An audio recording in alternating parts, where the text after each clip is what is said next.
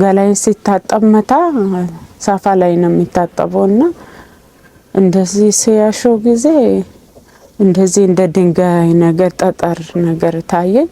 ካንሰር ያሳያል አሉ። የተሰማኝ በጊዜ አለቅሻለሁ።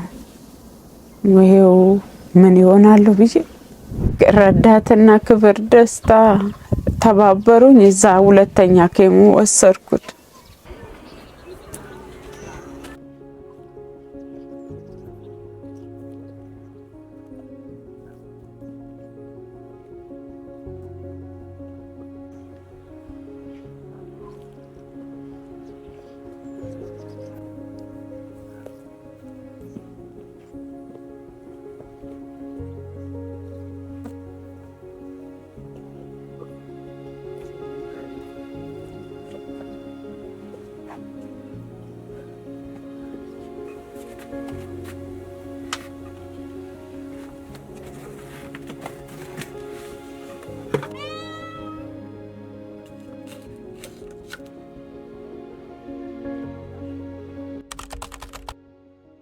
ስሜ ፀሐይ ይባላል።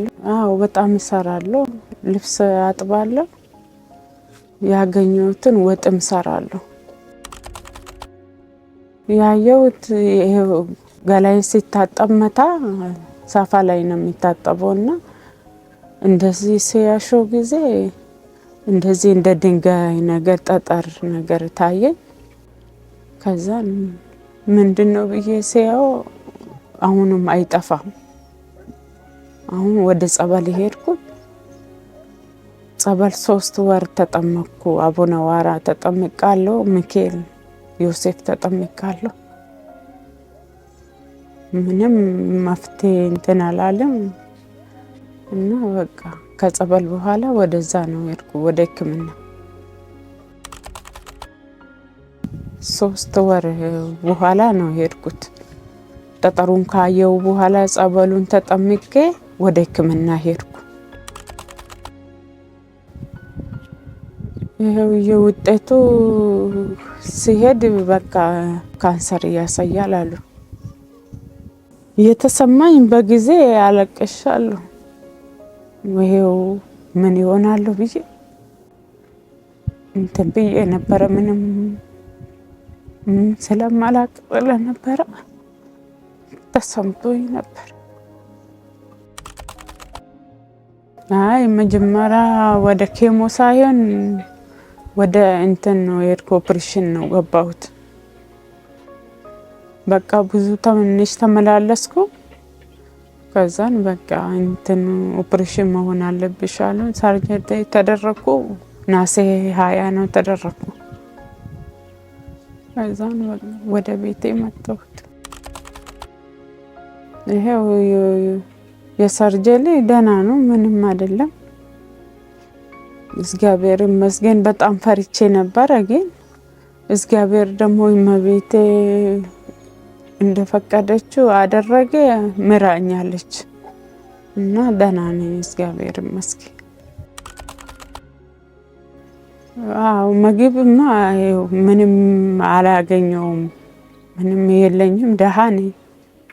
ይኸው የተገኘውን ሰው ያመጣልን እንበላለን እና ሰው ግን የአዲስ አበባ ሰው ደግ ነውና የረዱኝ፣ በዚህም ስል እየረዱኝ ነው ዛሬ የደረስኩ። እኔ ያገኘሁትን ነው የምበላው። ይሄው እንጂ እንደ ጁስ ምናምን ነገር እንዳትበሉ ይባላል፣ ግን እኔ እሱን አልጠጣም። የታሸገ ነገር አልወስድም፣ ሌላ ነገር ይበላሉ። ጥሬ ነገር ስጋ፣ ቲማቲም አይመከርም ይባላል። ለምን ኢንፌክሽን ነው ይፈጠራል የተባለ። ይሄ ከሰርጀሪ በኋላ መድኃኒቱ በጣም ውድ ነው። የኔ መድኃኒት ከውጭ ነው የሚገዛው። በብዛት እየተወሰነ ነው ከዛም ማገኙ ነው እንጂ ከውጭ ነው የሚገዛው። እስከ 20 ምናምን ሺህ ነው የተባልኩት። ሰው ደግሞ ደግ ነውና በቃ ሰው እየረዳም በዚህም እያሉ የእግዚአብሔር የተባረኩ የአዲስ አበባ ሰው በጣም ጥሩ ናቸው እና የሰበሰቡ ታከምኩት እስከ 4ኛ ዙር። አራተኛ ዙር በኋላ ይኸው ገንዘብ አጠረኝ። ገንዘብ ሲያጥረኝ ረዳትና ክብር ደስታ ተባበሩኝ። እዛ ሁለተኛ ኬሞ ወሰድኩት። በጣም ከሌላ የተለየ ነው እዛ ያገኘሁት እንክብካቤ። ምነው ቀደም ብሎ በተገኘ ነው አልኩት። እንክብካቤ በጣም ነበር። ረዳት የነበረውን ሕክምና ጨርሼ ወደ ሌላ ደግሞ ገባለሁ።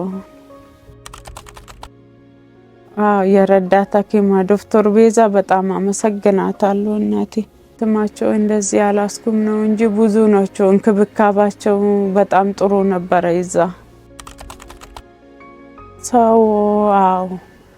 ሰው ነው መረዳኝ በዚህም ያለ ሰው ነው። ምንም ስራ የለኝ፣ ዘመድ የለኝ፣ ምን የለኝ።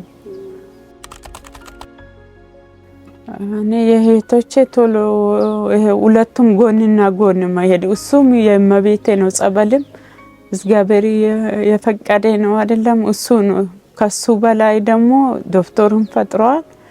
ቶሎ ሁለቱንም ጎንና ጎን መሄድ አለበት ነው የምለው። እኔ ትንሽ ዘገይቼ 3 ወር ቆይቻለሁ፣ ግን መቆያት የለበትም። የካንሰር በሽታ ጊዜ አይሰጥም። አሁን ነው የተማርኩ። በፊት እንደዚህ አላቅም ነበር። ቶሎ ነው ወደ ሕክምና መሄድ አለበት።